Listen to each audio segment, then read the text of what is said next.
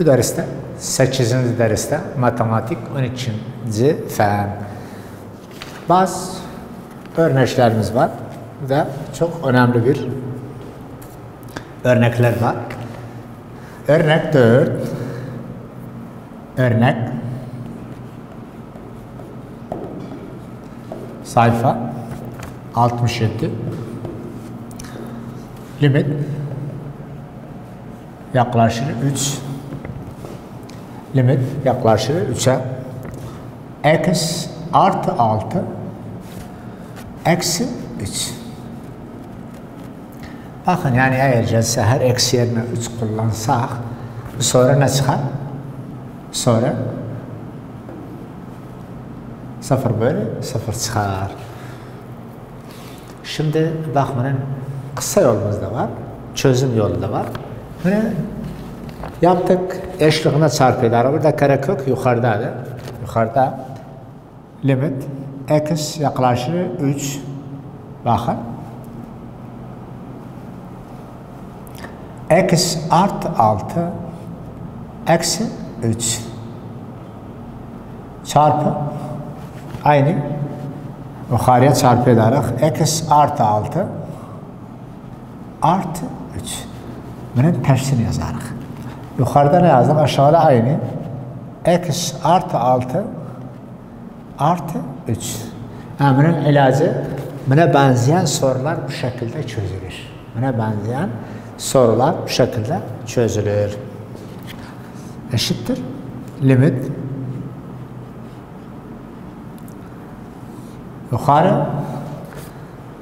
yukarıya çarpı ederek aşağıya. Çöçten olur ne kadar?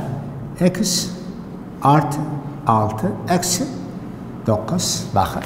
Bu çarpımı sadece olur. Eksi artı 6 çöç kalmaz. Eksi 3 çarpı artı 3 olur. Eksi 9.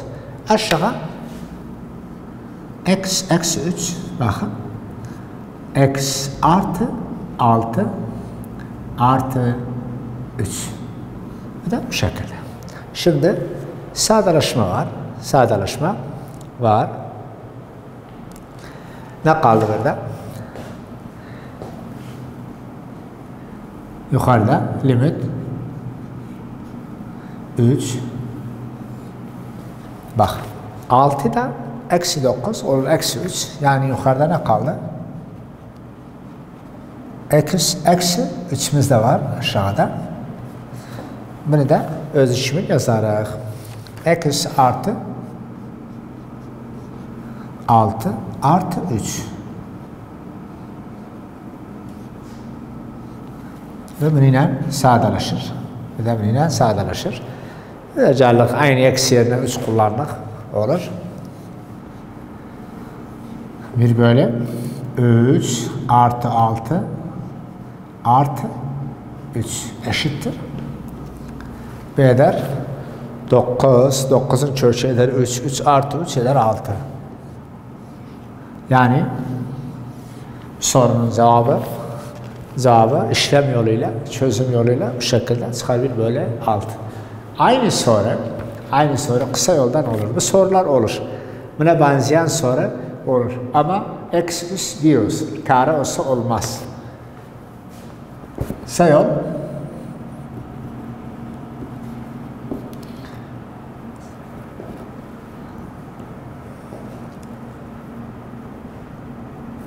Limit x yaklaşır 3'e x artı 6 x eksi 3. Bakın burada ne olur? Bir böyle bir de c'miz ne kadar ise bunu burada yazar. Olur. 1 bölü 2 çarpı 3 eder ne kadar? 1 bölü 6. Yani eğer çöç yukarıdaysa olur 1 bölü 2c kısa yoldan. Eğer çöç aşağıdaysa olur 2c. Bakın bu da bunun cevabı çıktı 1 bölü 6 kısa yoldan. Bu da çözüm yoluyla aynı çıktı 1 bölü 6. Yani buna benzeyen sorular bu şekilde çözülür. Bu şekilde de çözülür. Bu da kısa yolda.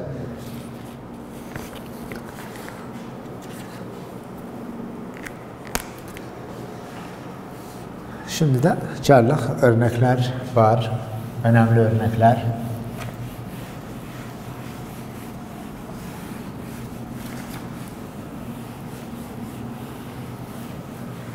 İkinci bölüm asan bir bölümdür.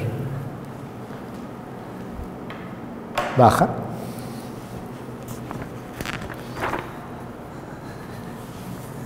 Örnek 6. Örnek 6. Sayfa 68. Limit pay.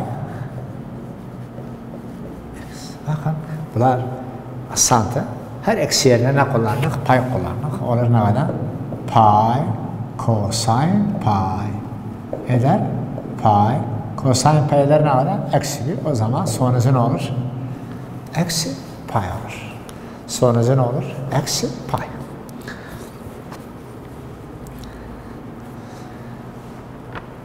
Örnek 7 bir de önemli de.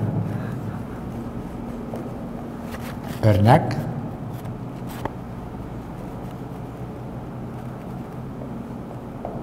7 sayfa 68 limit yaklaşık pay 3. Bakın böyle soruda biz direkt yerine koyarak her eksi yerine koyarak pay. Bakın cevabı ne olur? Üçgen'i yazarak in sin pay eşittir. Üçgen özüçümü. In sin pay eder ne kadar? 0 eder. Bir de bu şekilde burada 3 3 0 eder 1 eder 1. O zaman cevabı ne olur? Cevabı çıkar 3. Yani olabilir bu soru ya da bu soru değişirse de çözümü bu şekilde olur. Gözlem 7 de önemlidir.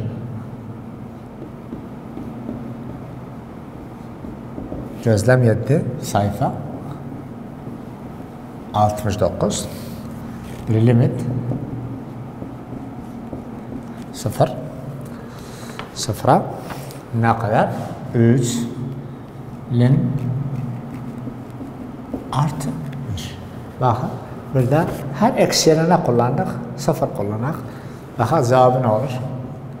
Üçgen yazarak lin 0 artı 1 eder 3 lin 1 eder 3 lin 1 lin 1 eder 0 eder 0. Yani cevabımız ne oldu? 0 olur. Bu da üzerinde de gelmişti kitap sorusunda. Bu da bu şekilde. Bunlar asantı ama önemli de. İhtimalde aynı soracağız. İhtimalde değişinsin. Bunlar bu şekilde. Bazı önemli notlarımız var. Önemli notlar, onları da yazarım. Not.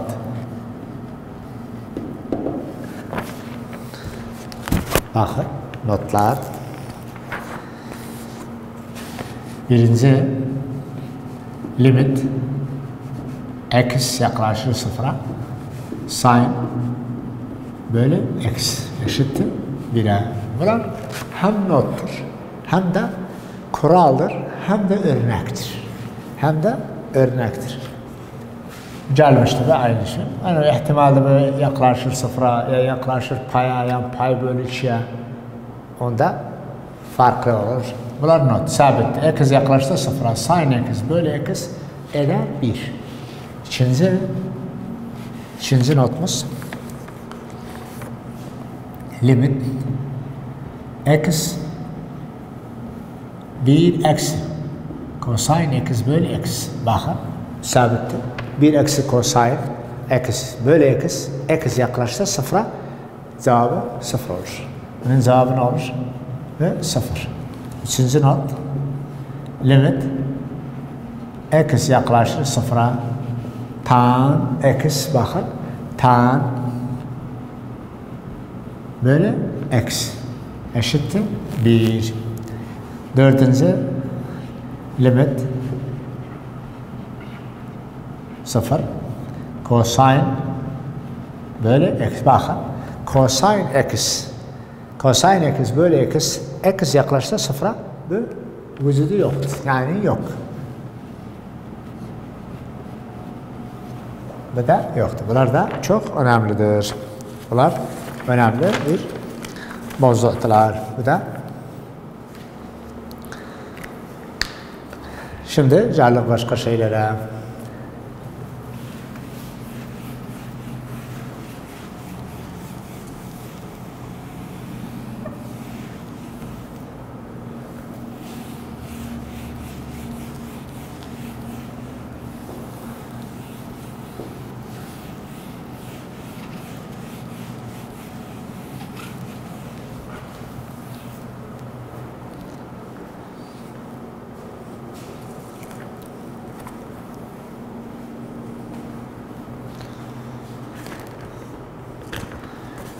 Aynı kısımda iki şartlı teoremimiz var. İki şartlı teorem. Bu da limiti ama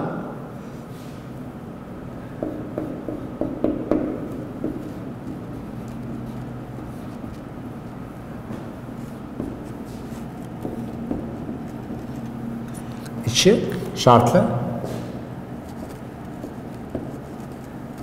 teorem. Bu da önemli bir mevzuata bakın. Örnek, yani iki şartlı teorem bir fonksiyonun limitini bulmak için gerek sağdan solu bulalım. Sağdan sol. Sağdan sol. Yani sağ limiti var ise, sol da var ise, eşit ise o zaman bu limiti bulalım. Ne denir? İki şartlı teorem. Örnek 8 sayfamız 69 bir limit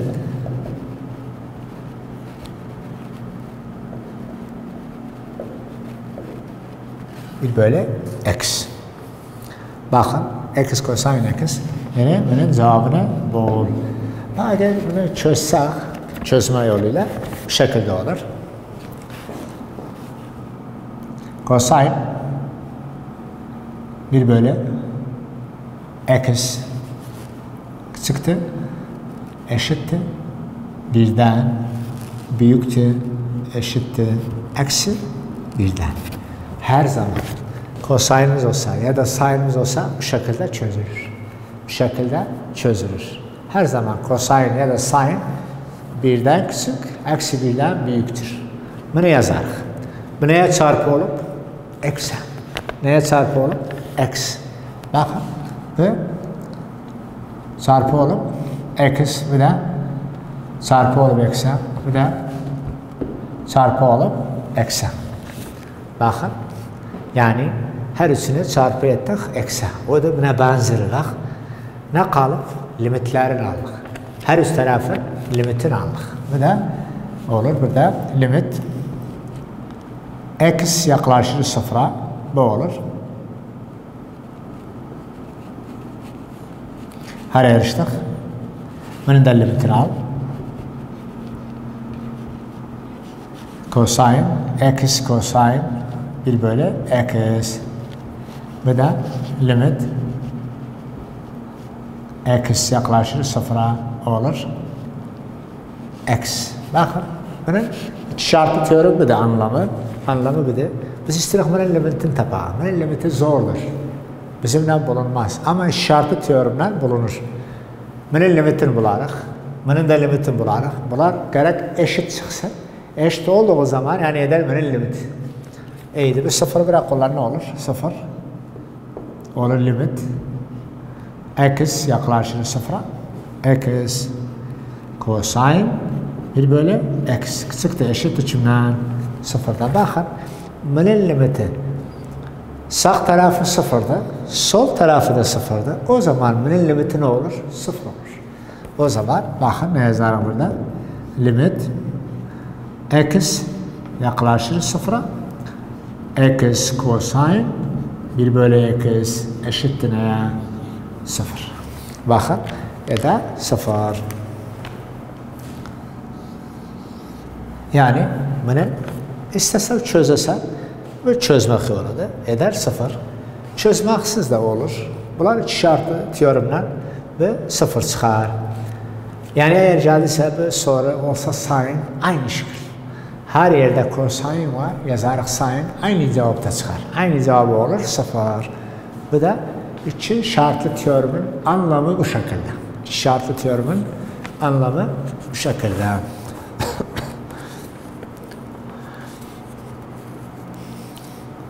Bazı önemli sorularımız da var.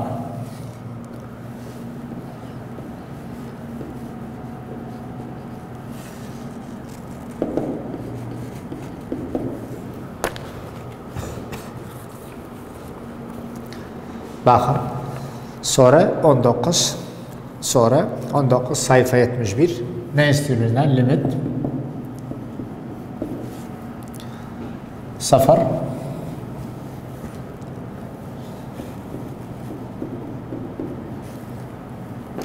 eksi 1 bölü 4 bölü eksi. Bakın ben araştırmalarda, örneklerde sizler için bu soruları hal edirəm, çözürəm. Yani buna benzeyen soru bu şekilde çözülür. Buna benzeyen soru bu şekilde. Buna benzeyen soru bu şekilde. Bakın bu nasıl çözülür. Bu 0 kullansak her eksi yerine çıkar 0 bölü 0. Burada ortak yoktu. İki parantez yoktu. Ne olur? Aşağıları birleştiren. Yani paydarları birleştiren nasıl yazılır? Limit x bu 4'ü çarpı ederek buna. Bunu da çarpı ederek yukarıya bakın. 4'ü çarpı ederek buna. X artı 4'ü çarpı ederek buna. Bu olur dipler birleşir. Dipler birleşir. Nasıl yazılır? Olur 4 eksi x artı 4. Aşağı ne olur? 4 x artı 4 çarpı x. Bak bunu aşağıya yazarsan bir de bunu yazdık. Bir de böyle olur x'e ters olur. Bunu bu şekilde yazdık. Her zaman her soru buna benzeyen bu şekilde çözülür. Şimdi geldik. Limit x yaklaşır 0'a 4 eksi x eksi 4 aşağıda edebilir bu şekilde yazalım. 4x x artı 4 bu da bu şekilde. Bakın 4 4'ten ceder. Bu da 4 4'ten ceddi ve x'ten ceder. Ne kaldı? Yukarıda ne kaldı? Eksi 1 kaldı. Eksi 1 kaldı. Burada da 4. Bu 0'ı bırak kullansak olur ne kadar? 0 olur. Kaldı 4. Şimdi cevabı son cevap.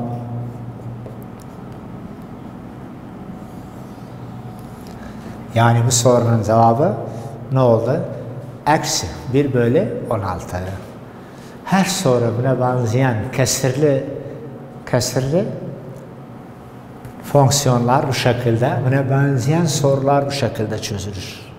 Her zaman bu şekilde çözülür. Bu da başka sorularımız da var buna benzeyen ama sen bu sorunu anlasan başka sorular aynıdır. Aynı çözüm, aynı adımlar.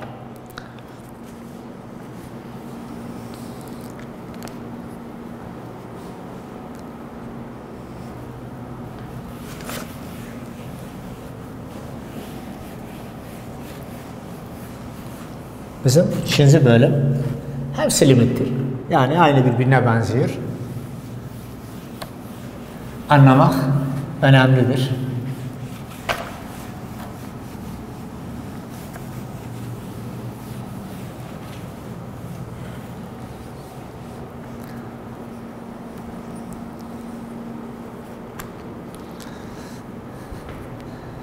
Sonra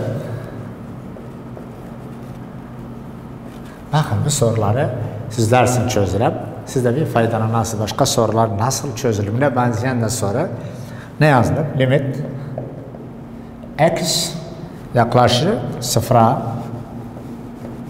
cosine x tan x böyle x. Bakın bu 4 notu yazdık. Onlardan faydalandık. X yaklaşır sıfıra bizim varımızdı. Tan x böyle x'imiz var.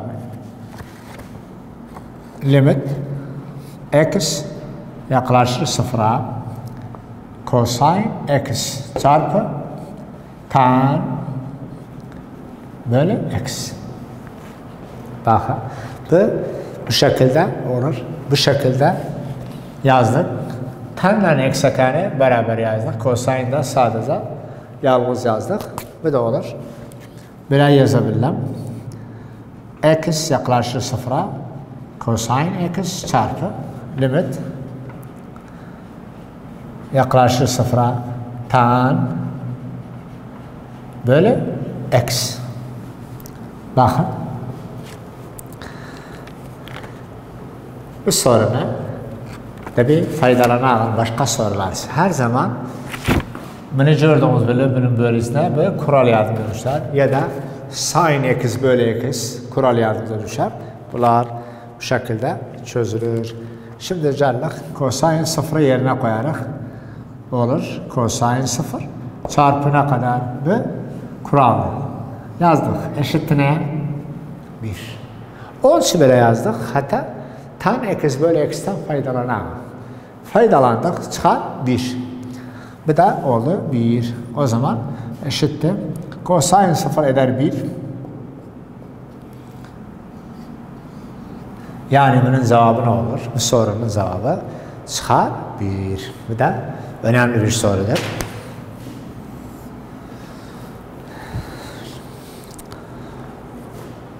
Başka kısımlarda aynı 2. bölüm ya da 3. bölümde aynı sorunu türev yoluyla kullanabiliriz. Türev yoluyla kullanabiliriz. Sonra 33'ümüz var. Sayfa.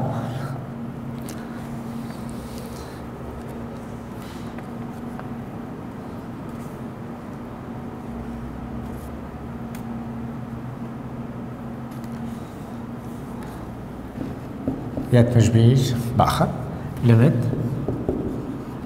x yakın olur sıfıra sin 2x bölü sin 3x.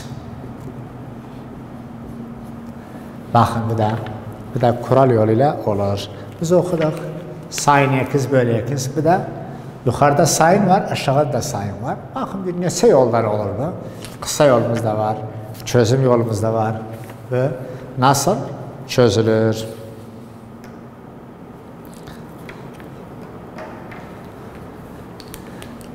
Şimdi bu şekilde limit yukarı aşağıını x'e bölerek yukarı aşağıını sin 2x böyle x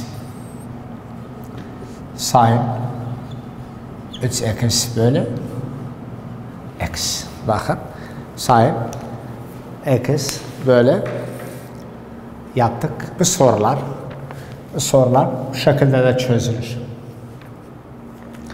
Bizim kuralımız var. Sin x bölü x'imiz var. X yaklaştı sıfıra eder 1. Ama burada ne var? 2 var. 2 var. Tabi çarpı eder 2'ye. Çarpı eder 2'ye. Böler 2'ye. Hatta bunlar birbirlerine benzensinler. Burada ne var? Bu da aynen çarpı eder 3'e. Böldük 3'e. Bakın ne olur? Eşittir. Limit x yaklaşır sıfıra 2 sin 2x böyle 2x. Burada da limit x yaklaşır sıfıra x yaklaşır sıfıra olur 3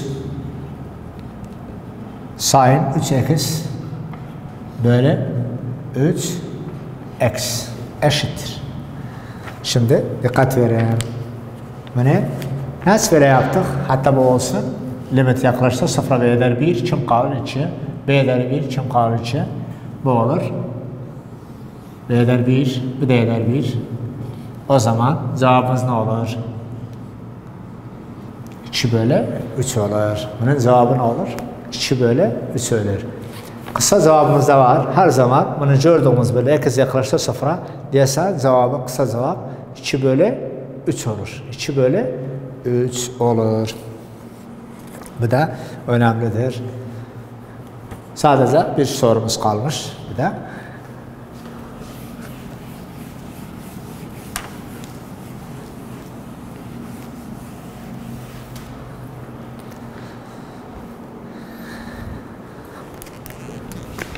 soru 9 sayfamız 73. Bu da üzerinde gelmiş limit x yaklaşır 0'a x sin 1 bölü x kare. Bunu ne söylüyor? Bunu direkt 2 şartlı teoremden limitini bulun. 2 şartlı teorem. Tamamının cevabı ne olur? Desen limit x yaklaşır 0'a x sin 1 bölü x kare eder ne kadar? 0. Bunun cevabı 0 olur. Burada geldik. 8. dersin sonuna. Sizleri Allah'a ısmarladım.